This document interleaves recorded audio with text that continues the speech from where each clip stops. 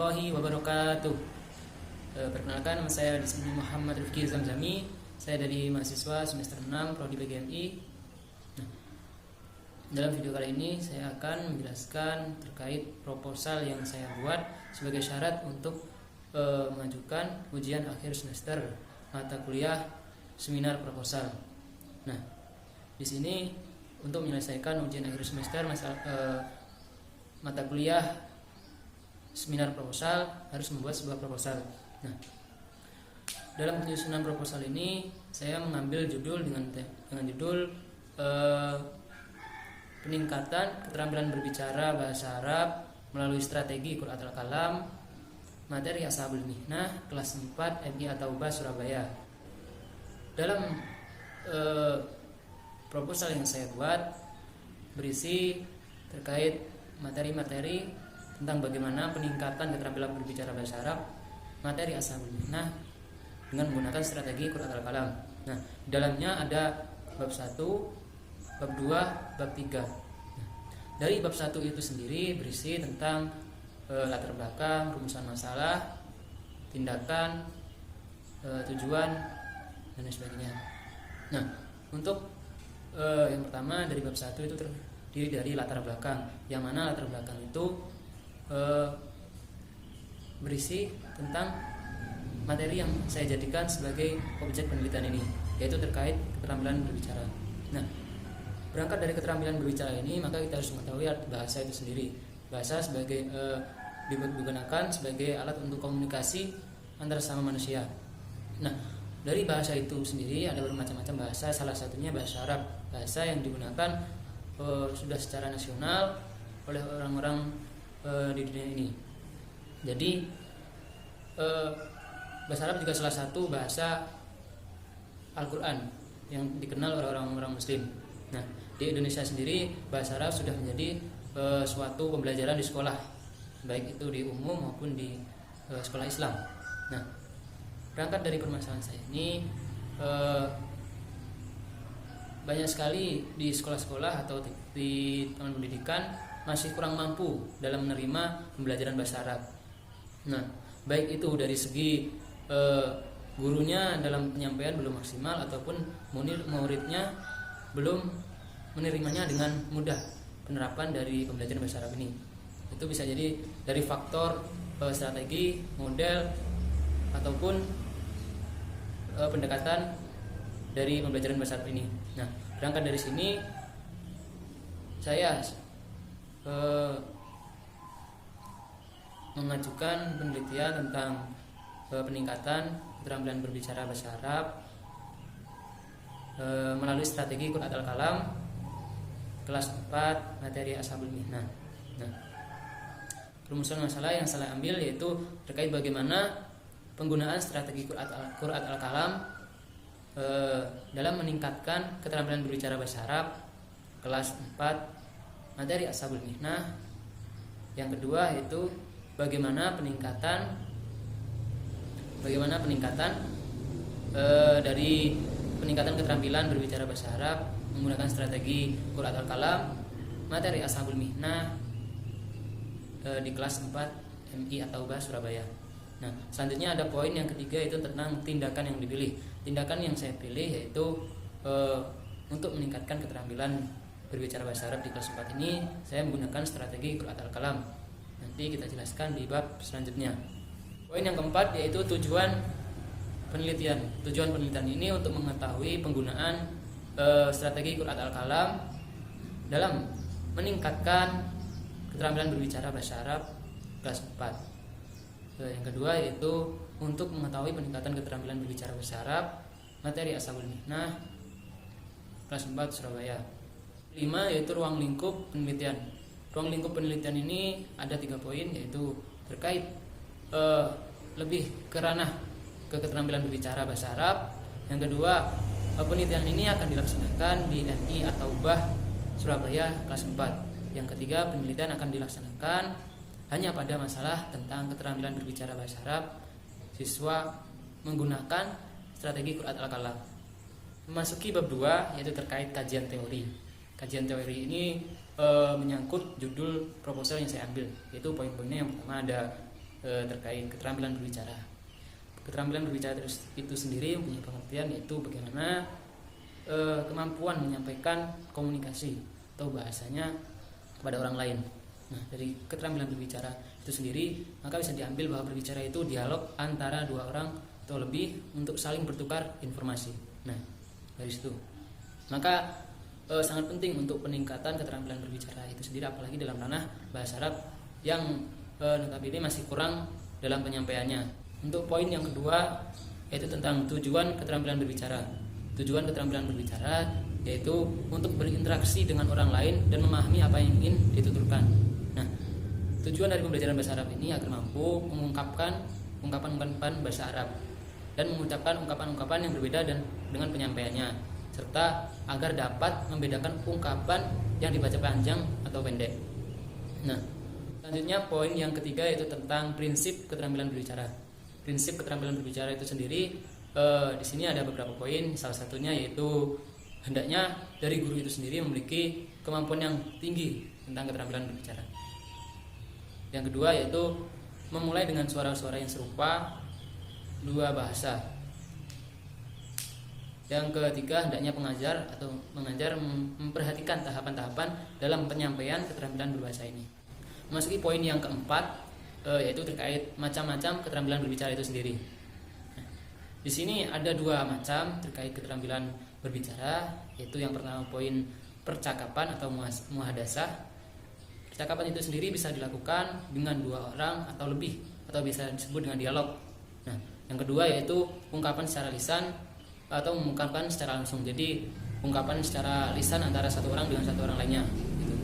Poin yang kelima yaitu masalah dalam keterampilan berbicara. Adapun masalah dalam keterampilan berbicara ini meliputi siswa yang grogi karena berbicara karena takut karena salah ataupun takut dikritik, sedikit malu ataupun khawatir kehilangan muka. Yang kedua yaitu terkait tidak adanya bahan untuk dibicarakan. Nah, yang ketiga kurang adanya partisipasi dari siswa lainnya, jadi merasa kurang optimis dalam penyampaian bahasanya. Nah, memasuki poin yang kedua yaitu tentang pembelajaran bahasa Arab di MI.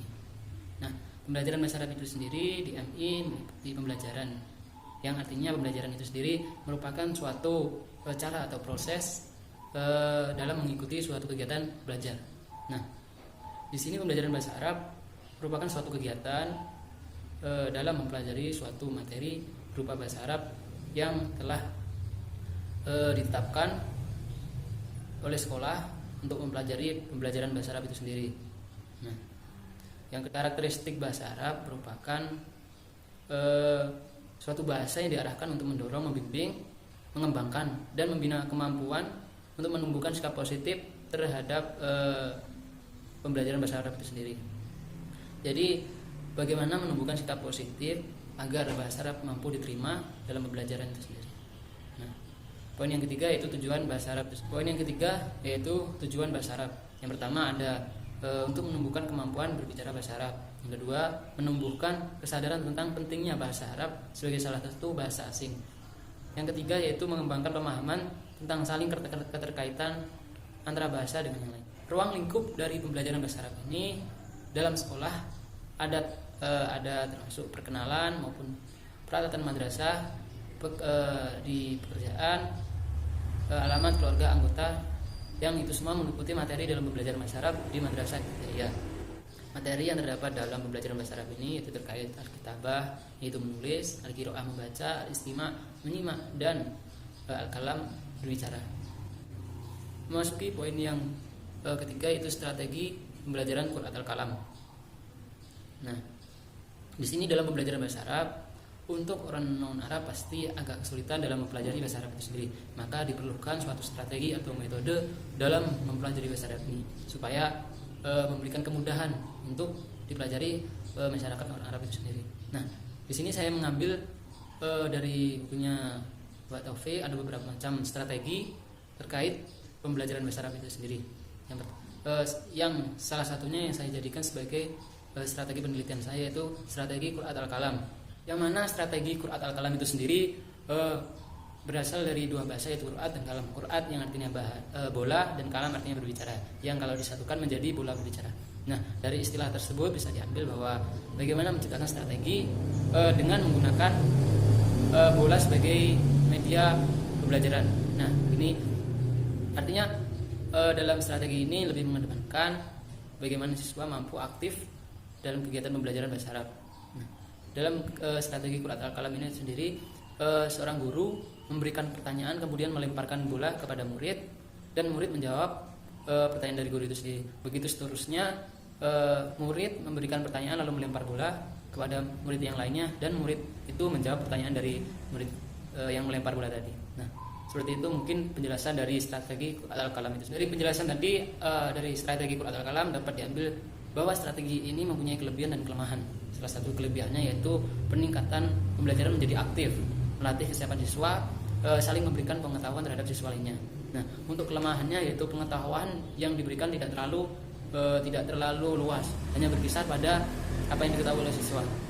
Yang kedua yaitu apabila guru belum benar-benar mengetahui tingkat kemampuan siswa, maka siswa yang pasif akan menjadi lebih pasif lagi. Nah, itu untuk kelemahannya. Ya, memasuki bab 3 yaitu terkait metodologi penelitian. Yang pertama yaitu tentang metode penelitian. Metode penelitian itu sendiri merupakan cara untuk mengambil suatu data sebagai bahan penelitian itu sendiri. Nah, di sini metode yang saya ambil sebagai penelitian yaitu metode penelitian tindakan kelas, yang mana lebih menekankan pada ranah tindakan yang ada di kelas itu sendiri.